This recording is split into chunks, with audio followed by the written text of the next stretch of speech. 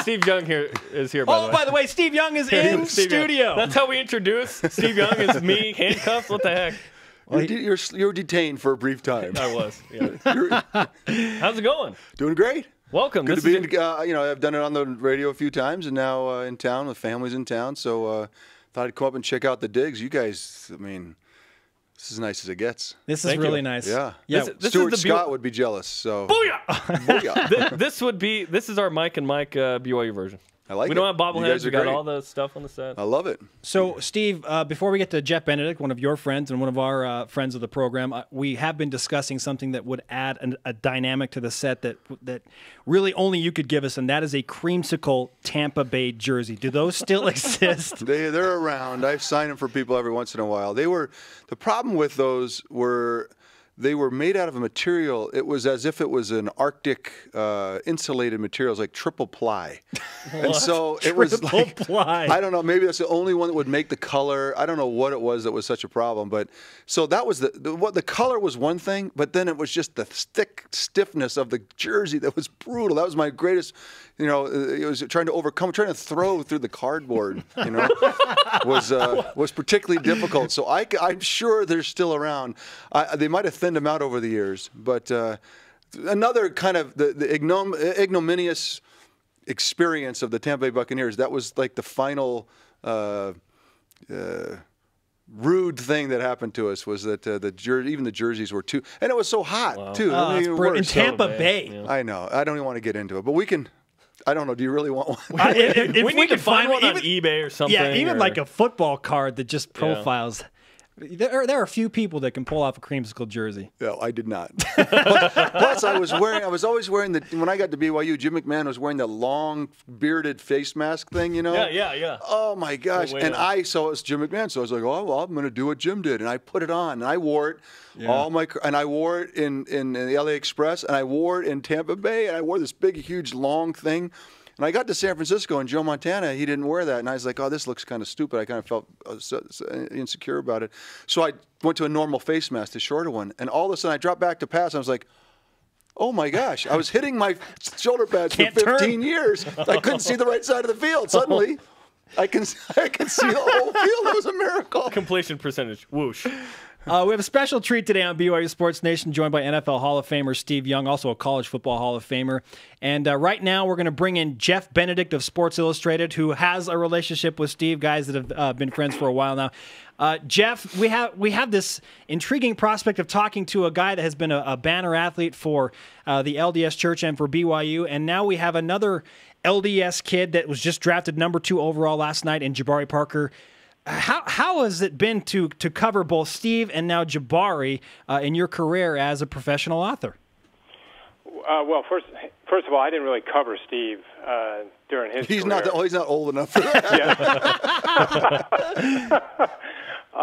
But I certainly watched and followed him during his career. But I think it's been really interesting with Jabari because this is a different era and a different time, and not only different for sports, but different for our church. And the church is different and much larger, and it's in many different places that it wasn't, in the early 90s. And so Jabari's garnered an enormous amount of attention because of his faith, being the first African-American Mormon drafted in the NBA. It's been a big deal. And I think he shouldered it, as well as you could expect. I mean, he is only 19 years old, and this is a young man who's been under an incredible spotlight since he was about 15, and that's pretty rare.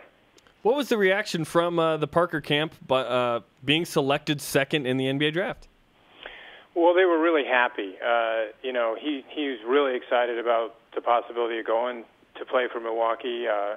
Likes the team, likes the management there, and the family was just, frankly, I think, relieved last night when his name was finally called, and it was official, where he was going and that he was going. And his dad, Sonny, was, you could just see the pride in his face last night as a former NBA player himself, and to have his son, kind of pick up the torch and go into the league. And, the thing that I noticed last night, which was really interesting for me to be watching, is I was watching how all the other people that are at the draft treat the Parker family. You can just tell that the family is widely respected and liked by everybody. And even though there is rivalry between these players and, you know, who gets picked where, and there's money involved and all kinds of stuff, but the fact of the matter is, despite all that, this family has built a reputation amongst Jabari's peers and amongst the league and ESPN and the fan bases and everything, where they are widely regarded as really good, fine people that they're just impossible not to like.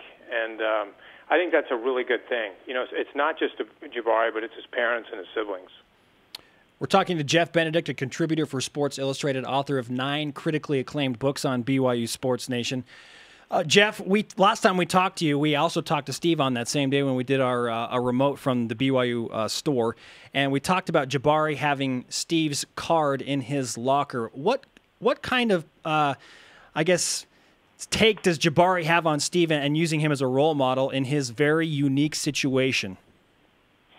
Well, I mean, the truth is the reason he has the card in his locker is because I had actually asked Steve for that card during the last football season, and I gave the card to Jabari. I didn't tell him what to do with it, but he decided to put it in his locker. But, I mean, the reason I wanted him to have it, it seems like kind of an almost trivial, funny thing, but, you know, when you have that in your locker, so you see it every day when you go there to get dressed, and then you see it again when you go to dress again, I just wanted him to basically know, you know, you're not alone.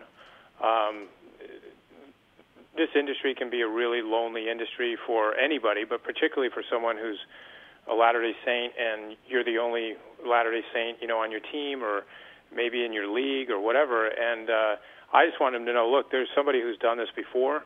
There aren't many guys you can point to who have walked a road that's like the one you're going to walk, but Steve has. It's a different sport, and you could argue it was a different era, but, you know, a lot of the same things that you're encountering, Steve's been there, and fortunately, I had a friendship with Steve, so I could tell Jabari a lot of things about Steve, and I'd shared stories and anecdotes and things that Steve and I had talked about, and I think for Jabari's a really quiet, thoughtful kid, and he just made the decision on his own to put the thing in his locker, and he was really grateful, you know, and we've talked about it numerous times since, and I think it's just important for a young man like that to have someone who, you know, has done it before, and I know it's been a helpful thing to him. He mentioned it to me yesterday, as a matter of fact. There was a New York Times article that came out about Jabari Parker, a lot of it focusing on the decision, you know, not to go on an LDS mission. Steve, you went through this process. What's Jabari going through right now as he embraces okay, I'm going to represent my faith through my play and off the field and court? Well, I mean, it's an athletic event. I teach gospel doctrine. I teach that every week, that being a saint is an athletic event in itself. But it's the road that Jeff talks about. You know, we hear the little ditty about live in the world but not of the world, and that sounds sure okay, but then it's a real. We talk about getting your hamstrings stretched out and really be ready to take things on, and I think that's the road that Jeff's talking about that I've walked, hopefully as well as I could, and now Jabari's going to do it. And I think more than anything, it's putting a stake in the ground, especially with your teammates and your organization. I think he's already done that. From what I've understood, Jeff telling me about Jabari meeting with the Bucks, meeting with the organization, people are going to know him coming in. They'll test him because that's just the nature of life. And then, you know, putting your stake in the ground and then holding tight and working through it, and really with a smile and a lot of, you know, I have some of the best fun, interesting stories of my life, sharing the gospel in the locker room, on the bus, in the plane, throughout my career, in all different situations. You know, the most fun time we ever had was when there was 50 guys in the 49ers, and 5 of us were Temple-going LDS guys. So we always joked that the 49ers had paid their tithing.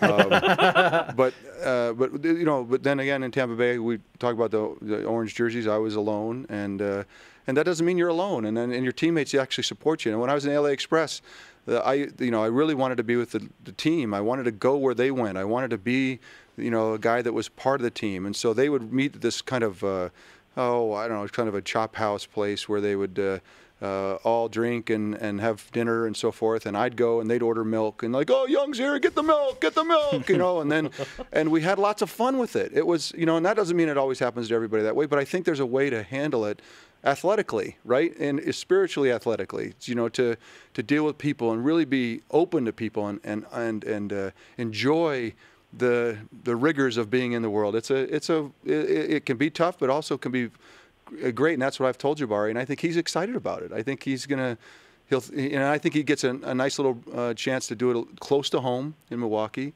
So he has the support of his family. He'll be very close to just drive up and watch the games. And that makes a big difference, too. Steve Young on set on BYU Sports Nation. We have Jeff Benedict, acclaimed author, on the phone. Jeff, now that Jabari has, the word pressure gets thrown around so much. Do you feel the pressure to live up to these standards? And Jabari has used the word opportunity. So with what we heard from Steve, and now that he has this opportunity in front of him, how is he handling his current situation going to Milwaukee? I think he's handling it as well as you could expect someone of his age and in the position he's in. Yesterday, I caught up with him yesterday about 4 or 5 hours before the draft. I met up with him at his hotel, and all the players that are getting drafted are staying at the same hotel, and the league is kind of taken over, and the guys are milling around. And when I found Jabari, when I finally met up with him, they had just come from a lunch with the commissioner, and a lot of the guys were still dressed up and stuff. And when I met up with Jabari, he was in shorts and a T-shirt, and he had 2 kids with him. They were the sons of his former bishop back in Chicago, and he looked like a kid. And I said to him, I go, how you doing? And he was relaxed. He was heading to the fitness center to work out before going over to the draft, and he was taking a little kid with him to work out with him. This kid was like 10 years old or something, and he was pretty relaxed, and genuinely so. It wasn't like a front. He was relaxed, and I think he was at peace with where he's at and where he's going. And I thought the most important thing he probably said yesterday was when, right after he got picked, and he did the quick on-air interview as he come off the stage, and they asked him about expectations, and what's ahead, and he said, I'm paraphrasing, but he basically said, look, I haven't played a game in the NBA yet, so, I have a lot to prove to myself and everybody else. And he said, but I'm just happy that somebody picked me. And I think that kind of speaks to his mentality and where he is. I think he's still got that humility that I saw when I went to meet him for the first time as a junior in high school in Simeon. Jeff and Steve, I want to get both of your opinions on this. I just thought about this. BYU's now had a top 5, or not BYU per se, but an LDS guy has been drafted in the top 5 in the NFL, NBA, and Major League Baseball the last couple of years. Bryce Harper, number 1, Jabari, number 2, Ziggy, number 5. What does that say about the state of maybe Mormons in athletics being profiled at the highest level now more than ever? I think it's always been the case. There's always been great athletes out there, and so I don't think it's a rush on it at all. But I think that as the church grows, and as you look at the profile of Ziggy, and you look at Jabari, and you look at Bryce, and you see the uniqueness of what they bring. That we're getting to a bigger tent, and I think that's wonderful. And I think that's. So there probably will be more and more higher picks as we go along, and these are the trailblazers for that next generation. I talk to guys that are going out now, and they think, yeah, but you played back when, it's like I remember when I was playing, and Virgil Carter would come around like, yeah, but you played. So there needs to be the new guys, and I think it's exciting to see guys that that they don't realize it, but everyone's there's a whole generation of kids watching them, and they'll be able to help that next generation. I suspect that won't be the last time we have top picks in the draft over the years. I think more and more it's just going to be the case. The thing I would add is if you go back to when Steve was recruited to come to BYU, BYU's footprint for where they recruited didn't even really reach the Northeast. You know, they didn't even really do recruiting in the Northeast where Steve was from in Connecticut. And now, if you look at just BYU football, look at that roster. And frankly, look at how different it is than the rosters that Steve played on, the teams that Steve played on. And I think that part of that is the result of the church has grown in size so much, but also the church's footprint has really extended. And so, you know, the number 5 pick in the draft last year, Ziggy, I mean, this is a guy who is from Ghana. You know, I mean, what are the chances that, you know, you'd have somebody from Ghana in the NFL? Well, that only happened because of BYU and the church. And I think, you know, if you look at a lot of these players that are now coming up that you're listing, these are guys that are a reflection of how much the Mormon faith has changed and expanded in the last 25 to 30 years. And you're now seeing the results of it in terms of the kinds of athletes and the players that are coming up in these different sports. And I mean, I agree with Steve. I think in the next few years, there's only going to be more and more of that. Jeff, we appreciate the time. It's great stuff. We wish you the best with your future endeavors. I know we're going to be reading some great stuff on your time with Jabari and also with Ziggy and Kyle Van Noy in Detroit. We'll talk to you soon. All right, take care. See you guys.